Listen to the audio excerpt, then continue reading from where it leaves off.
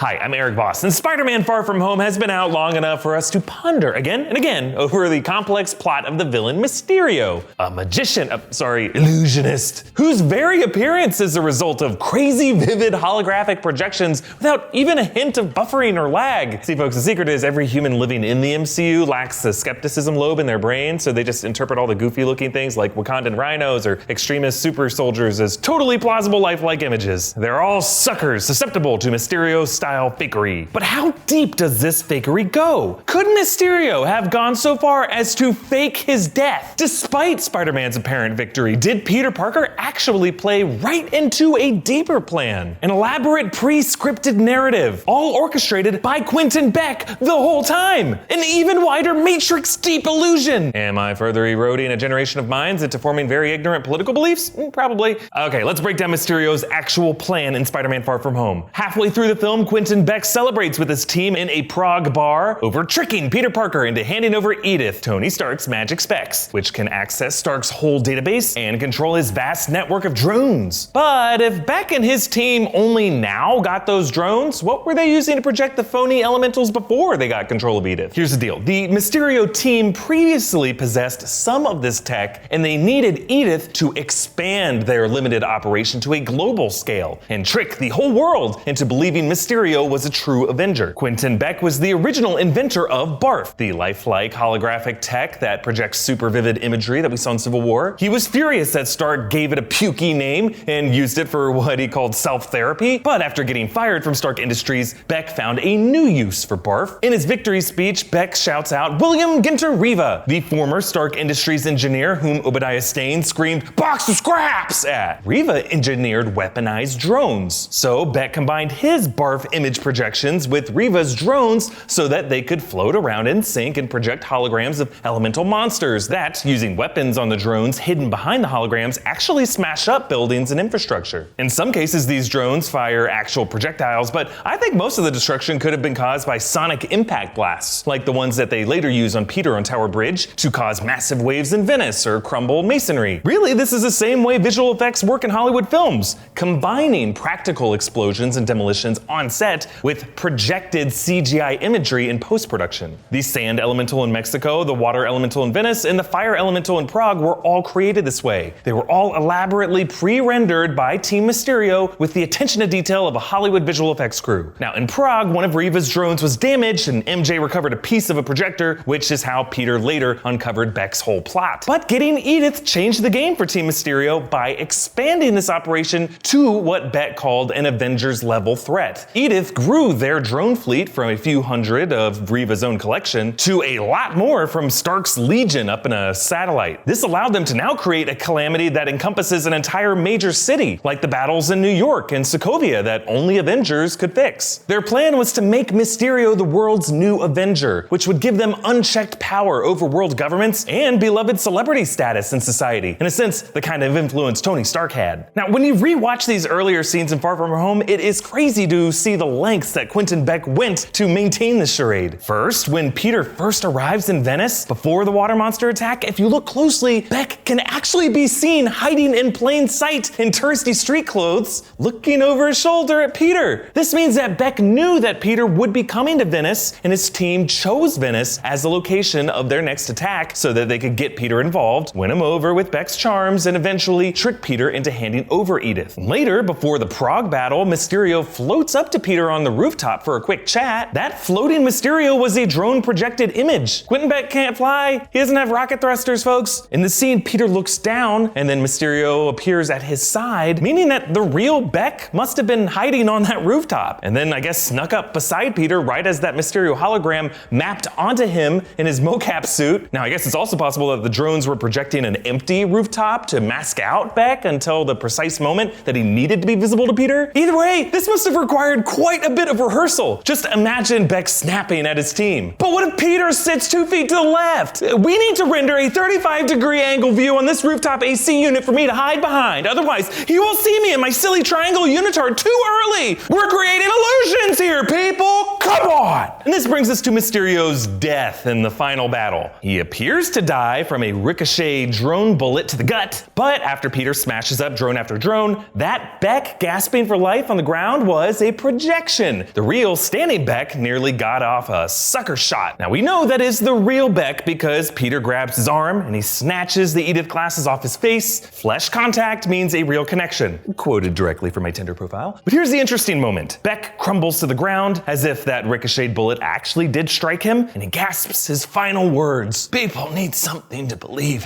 in these days. They'll believe anything. Bah.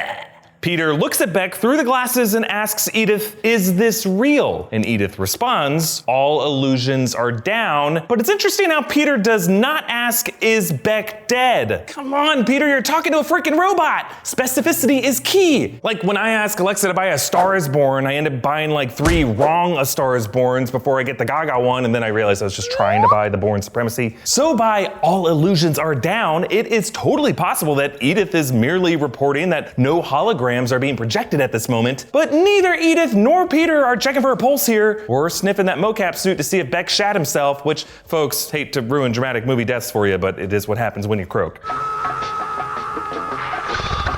If Nick Fury can fake a flatline in front of the world's sharpest super soldier and deadliest spy, a brilliant illusionist and thespian can sell it to fool a gullible dope who handed off the MCU nuclear codes to a guy in a cape he just met 2 days earlier. Also, immediately after this, there is a shot of Reva back at the computer terminal whose smartphone screen shows a file being downloaded. Now, this we assume later from the post-credit scene is the doctored video of Quentin Beck framing Spider-Man as the one responsible for the attacks and outing him as Peter Parker, but also on that screen, you can see the words active drones 500. Now this was after Peter shut down all the drones, right? But Peter only reacquired EDITH, not Reva's personal drones that they were using before they got EDITH. So Peter could still be looking at a Team Mysterio controlled projection here, and EDITH would have no idea. And on top of that, when Peter handed off EDITH to Beck in the bar earlier, remember EDITH required a confirmation step before that transference could be completed. At no point did Beck give any verbal confirmation to transfer EDITH back to Peter. No way he would do that. So consider that when Beck realized he was defeated on Tower Bridge, he resorted to a contingency plan, one in which he surrendered EDITH back to Peter, delivered his most Oscar-worthy death rattle, and faked his death, so that his team could release a pre-recorded video that turns this Mysterio hero figure into a public martyr and Spider-Man into a public enemy. Just as the greatest trick the devil ever pulled is to convince the world he doesn't exist, the only thing the world loves more than a savior is a fallen and resurrected savior. Worked for Cap and for Jesus. And the name EDITH is supposedly an acronym from Tony Stark, meaning even dead, I'm the hero. Folks, Mysterio's secret agenda was right under our noses the whole time. That Mysterio always planned for a contingency in which Peter Parker saw through the top layers of his illusions, but not all the way to the bottom layer in which Mysterio could live on as the hero by appearing dead. Do you think Mysterio could still be alive? Comment down below with your thoughts and follow me on Instagram and Twitter at Erik Voss, and subscribe to New Rockstars for breakdowns and theories about everything Marvel. Thank you for joining me, and sadly it's possible to shit your pants and not have died, even when you wish you were dead.